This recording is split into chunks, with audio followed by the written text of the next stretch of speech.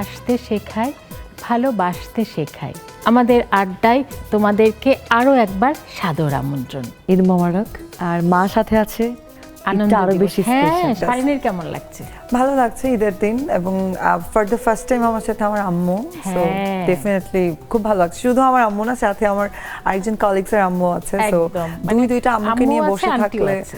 আর কি লাগে। আর কি লাগে? আমার জীবনের প্রথম রেমুনেশন দিয়ে আমি কোরবানি দিয়েছি, এটা আল্লাহর অশেষ রহমত যে আমি এটা করতে পেরেছি। আমার মা খুব খুশি হয়েছে, বাবা খুশি হয়েছে যে আমার মেয়ে আমাদের সাথে আসলে অংশীদার হয়েছে। ঈদ মানেই তো আনন্দ ঈদ আসলে, মানে এবং আনন্দ। ওই দিনটাই আসলে এই যে আমরা যেরকম আজকে 5 জন একটা আড্ডায় ঈদ বসেছি, আড্ডা তাই দিতে। না? কৃষ্ণ আইলো রাধার কুঞ্জে ফুলে পাইলা ভ্রমরা, ময়ূর বেশে সজন রাধিকা।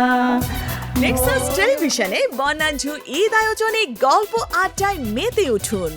আরজুমান্দ আরা বকুলের উপস্থাপনায় ঈদ আড্ডায় অংশ নেবেন মডেল ও অভিনয় শিল্পী সামিয়া অথই ও তার মা সালে ইসলাম, মডেল ফরিন খান ও তার মা নীলা ইসলাম। দেখবেন ঈদের দিন সন্ধ্যা 6টায়।